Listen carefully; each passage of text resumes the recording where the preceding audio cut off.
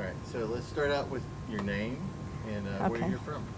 My name is Donna Roskam, and I live in Broken Arrow, Oklahoma. All right, great. All right, take it All away. right, so to begin the questions, start talking about your childhood. So, what do you recall about like your childhood growing up? It was great. I lived in Tulsa at the time, and we had a house that was across from the fairgrounds. And at the time, Sears was there. But if you know anything about Tulsa and the fairgrounds, Target is there now, or Reese's. That was all field. And so we would be able to go out in the field and, of course, walk over to the fairgrounds. There was a lot of history there. When my grandfather grew up, which we lived with our grandparents, the fairgrounds was a coal mining camp.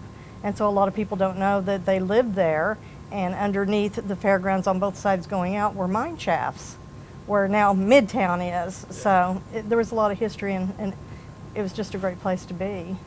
So you grew up with your grandparents? Yes. So what do you remember about them? They were really hardworking people. They had a great work ethic, a lot of history. They told us a lot of the history of Tulsa. He was a young man at the time during the race riots. He worked, like I said, in the coal mines. They took him out when he was a very young man and put him in the coal mines. He later married my grandmother. He went through school and became an engineer. So he was really a rags to riches story, and he valued education and hard work. Okay. Did you have any like special traditions in your family? You know, things you did on holidays or birthdays or anything like that? Christmas was always huge. I was the youngest of 6, so it was always a big time for all the family together. We did it on 4th of July, all the family, my grandmother's brothers, sisters, aunts, uncles, all would come over. We'd make ice cream, and just, it was a fun time of just a lot of generations all in one place. Much different time, you know, at that time we were young. If adults came in, you certainly got up, and they were the ones to be seated, and you were out of the room so they could visit. But it was fun. It was a great time to grow up. How many siblings did you have? I had 4 sisters and a brother, so I was the youngest of 6. Okay. So kind of describe like what you did on like a daily basis in like Tulsa. Like what was the day? When I was very young, my grandmother stayed home, my mother worked, and my grandfather worked, and we would just get up, clean, you know. Dinners were always a big thing at that time. I remember, you know, it was, you started mid-morning thinking about what you're going to prepare that evening, and we would start preparing different meals. And basically that was it. A lot of playing outdoors, a lot of just fun with your siblings, not so much sitting and watching TV. I remember always being outside doing something. With the field behind us, there were always turtles and different things, and we would go out and kind of just scavenge around and find the different animals. So outdoors. So what was like your first job? Like how old were you when you got your first job? I was 16, and it was at Gibson's. It was at a time my mother had moved to Muskogee, and I worked at Gibson's as a cashier. So what kind of different jobs have you had in your life? I started out as a cashier, went to NSU. Here at NSU, I'm an alum. Went through the program to become a med tech, ended up marrying and having children, coming back, went through to get my degree in education and my master's, all from NSU.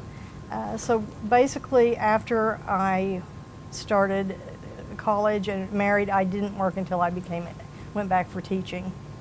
I stayed at home with my children. So you're an alumni here Yes. at NSU. Yes. How has NSU changed over the years? Like, what's your opinion on like how it's changed? So much more. It's been built up so much more, but it's still steeped in history and heritage, and I think that's important. What was your favorite thing about NSU like during that time? I loved NSU because it's so close to the river. It's so close to outdoors. We were always at the river or hiking, and I loved the outdoors. And when were you at NSU? And NSU from 79 to 82. Okay. So this is going to be kind of a What part did religion play in your family?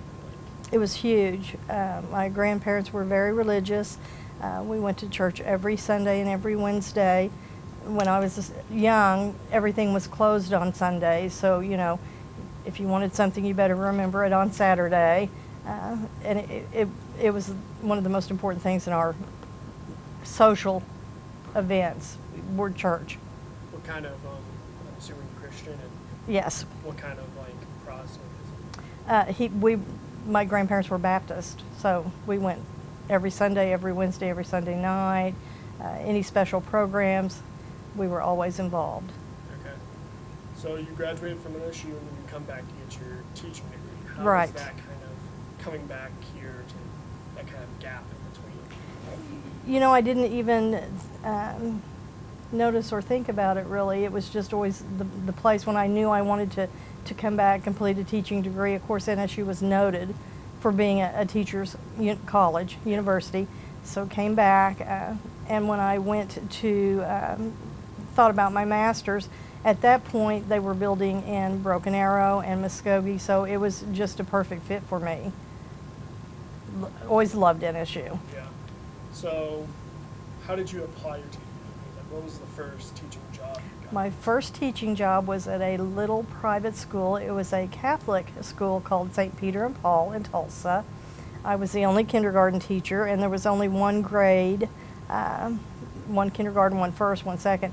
And I remember the first job, I signed the contract and I was making $10,000 a year, and I thought, ooh, I'm working. And yeah, now you look back and think, no. Yeah. So, what did you do over the summers? Because when you're not in school, did you kind of take any kind of trips, or did you just continue to play around? I continued to play around. Actually, here, the first year I went back, and after that I stayed in Tahlequah, and just, we were at the river every day, we were hiking every day, took some courses, and just spent my time here until I graduated. So let's go back to kind of the parents. And Okay. What do you remember best about them?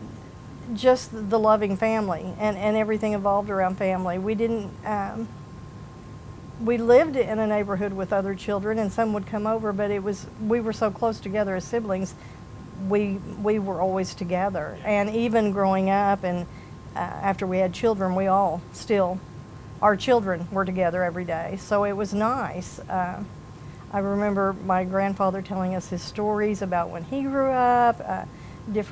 One story he told us is, and we did this, and he always laughed, but he told us if you were put salt on a bird's tail, it couldn't fly away. So we spent all morning setting a trap and catching a bird, and ran out there, grabbed it, took the salt shaker and put it on there, and it flew away. And we were like, what happened? And he said, the thought is if you're close enough to put salt on its tail, you're close enough to catch it. So things like that. We just had a great childhood. Did your grandfather have other kind of quips like that, like other kind of? Oh, he had so many interesting facts. I know, even telling me about the Tulsa race riot, even before it was spoken of, he was a young man walking back from work, and he said it was just catastrophic, and he remembered trying to hide people because it was so horrific. And that was the first time I had heard of it, and I didn't hear of it again for many, many years. Yeah. It was never spoken of. So there were so many stories that he gave us and told us that were never recorded until much, much later. So I want to talk about your grandfather and Okay. the race riots, because I think that's just part of history. So he's walking back from work and he's hiding people. Yeah. So did he ever describe like how the situation was? Like, He said that when he was coming down the road, it was him and another man, and there were just people driving down the road in trucks just shooting people. And no one knew at that point what was going on. He was a teenager at the time, and he just knew that he had to help people and get them away so they wouldn't perish. It didn't matter Yeah, who. it didn't matter who. He was just they were just trying to help people. yeah, it must have been. inconceivable, like wondering what's happening. Yes, and it was much later before they found out the story behind what was going on. All they knew was that here were women, children, men, women on their porches, and they needed help. So that was something that always stuck with me. Well, I think I've exhausted these questions. Do you have any final comments or anything else you would like to impart? Just the rich history here. I love the history of the place, NSU. I love Tahlequah. And, you know, it was a great place to live and grow up. Thank you, Donna. You're welcome. Being a part of this.